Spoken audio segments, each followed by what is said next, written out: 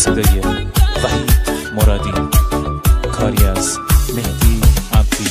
پلنگ وحشی بی ممر دستیا کردی، یار جنگی من، شلوار پلنگی من، خالش و روزارم بر مسیا کردی، یار جنگی من، شلوار پلنگی من، حسی که به تدایمتی برگی برندوه، یار جنگی من، شلوار پلنگی من، این جنگی کاتی عاشق تا که زندوه، یار جنگی من، شلوار پلنگی من. همه منطقه جنگ فقط تیر و تفنگه، رگبار فشنگه، هر خنک ساریکا داره مثل پلنگه، آماده جنگه، آماده جنگه.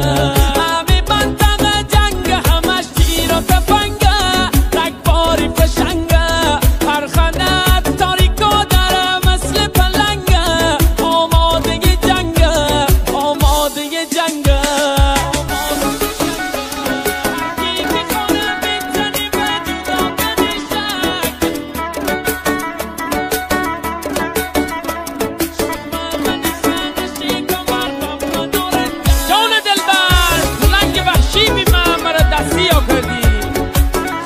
و روزارم ببر مسیح کردی، یادش بخیر.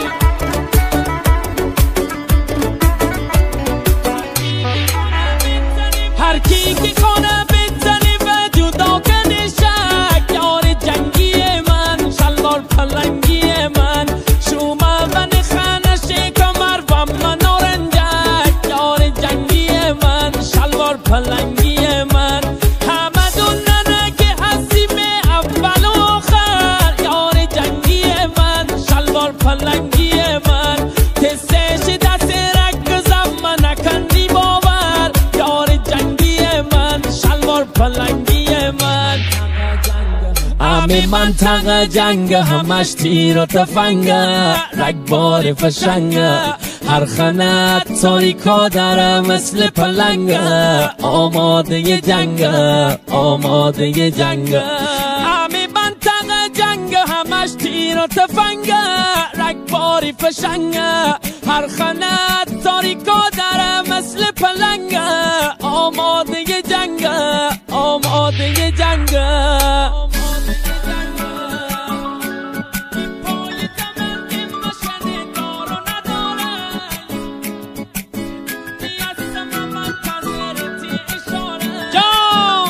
یار جنگی دا، شلوار پلنگی دا، پای دمند مشن دار و نداره، یار جنگی من، شلوار پلنگی من، شدونی هستم منتظرتی اشاره، یار جنگی من، شلوار پلنگی من. اتارک داره به اسم غیرت خالی خوره، یار جنگی من، شلوار پلنگی من، هم تی پیش بوری من تنابه داره، یار جنگی من، شلوار پلنگی من. همه منطقه جنگ فقط تیر و تفنگه، رگبار فشنگه، هر خنک تاریکا داره مثل پلنگه، آماده جنگه، آماده جنگه.